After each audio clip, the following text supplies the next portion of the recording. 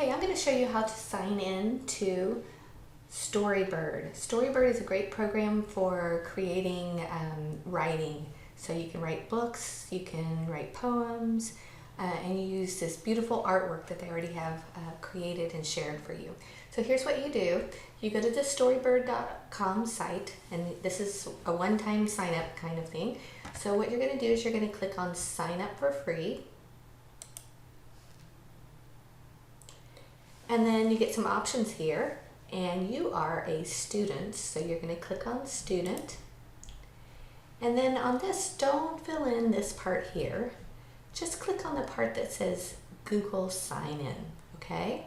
So click on Google sign in. And I have more than one account here, and I'm going to click my student account here so you can see what's going on. But what you would do is you would choose your account that you're already signed into your Google account, and then it's going to ask you if this is okay, and you're going to say allow. And then it's going to prompt you to do a username. And what I want you to do for your username is your username that you already use. So you're going to do your graduation year, your first 4 letters of your first name, and then your last name.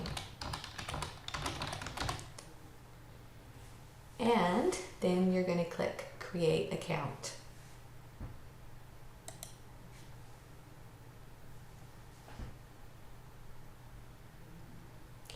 So it's thinking, it's creating. Uh-oh, that one's already taken. Uh-oh. There we go. Okay. And then it's going to ask you if you want to create an avatar picture. And that would be a picture just to identify you on this program. And you don't have to do that right now. It's sometimes fun to do that. So you can pick a picture and put that on there from pictures that you already have if you want to. But you can also skip this step. Don't spend a lot of time there because that's wasteful. So I'm going to skip that step.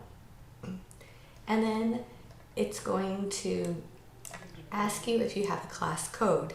So if your teacher's giving you a class code, you would enter it there. If you don't have a class code, you're going to say, I don't have a class code. And then you can follow this little tutorial that'll show you all the different parts of Storybird. So this says, see what Storybird is all about by clicking Show Me on one of the examples below.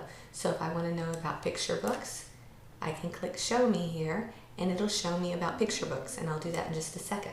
If I want to write a longer book like a novel, I would go and I would look at how you would do it here. And lastly, poetry. And so in poetry, you have one page and you write a poem on it. So those are the 3 options that you have: long form, chapter books, picture books, and poetry. Now, probably you're going to want to do picture books because one of the great things about Storybird is the beautiful pictures. So that might be where you want to start, and you can see that you can add lots of text to picture books, and the time that you have to spend on it would probably be more picture book than a long form ebook, but that's your choice. So I'm just going to click on picture books to show you what that looks like. And it says click the cover of this story to read it. Use the controls to go full screen. Like it, leave a heart. Authors love feedback. So you'll notice in Storybird that other people have shared their stories. So not only can you create your own stories, you can actually go in and look at stories created by other people, and that can give you some ideas about what you might want to do when writing your own story. So if you like the story, at the end you can click and say that you liked it. So that's how that works. And I'm going to click next. And to write your story, this is the button that you click. So you click Create to write your story.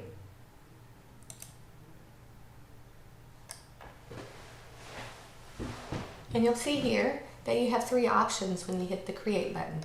You have picture books, long form stories, and poetry, as we said. So if we're working on picture books, we would click picture books.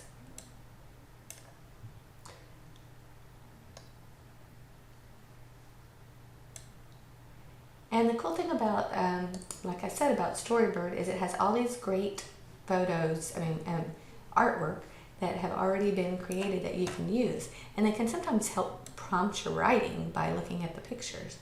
So you can kind of browse through here and see what kind of story you want based on the pictures and pick what you like.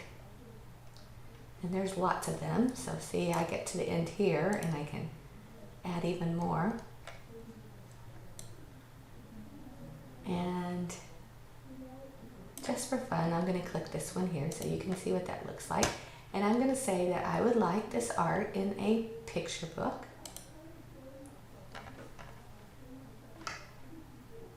And there's my little guy. And then these are all the pictures that go with that. So I've got this one here, and then I write my story here. So you see I get a place to write my story.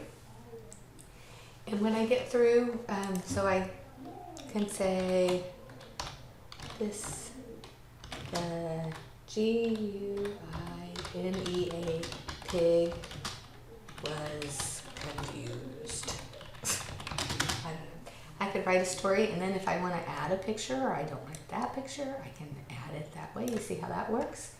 And then when I get through with that one, I can hit the plus button and it'll give me another page, and I can add another picture. So I can pull another picture in, and then I have some writing that I can do there. So that's how you work with Storybird.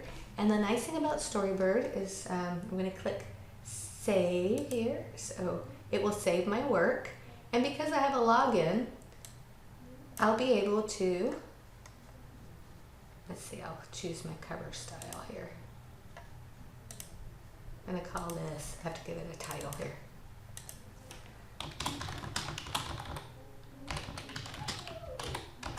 Okay. And I can change the name here too. Alright, so because, and you'll see that I can change like the background color here and some different things like that. So here's my title of my book, and I'm going to click save and exit.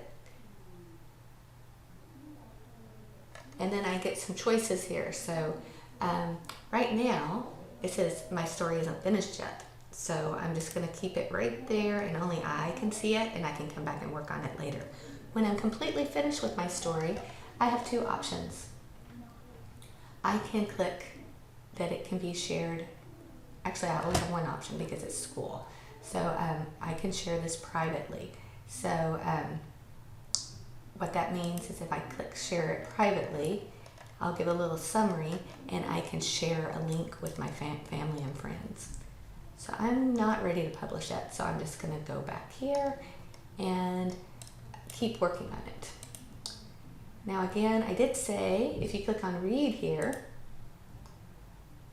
you'll see that there's all kinds of stories that you can read that other people have created to get some inspiration. And I'm going to click on the You button here. And here, if I go to Your Stuff, I'll see, here's my guinea pig story that I started. So the next time I come to work on it, I can click right here, and it'll take me right back to my story, and I can keep working on it. So that is how you use Storybird. It's pretty creative, it's pretty fun, and the pictures are great, so you should really be inspired. I look forward to seeing a lot of great books come out of this.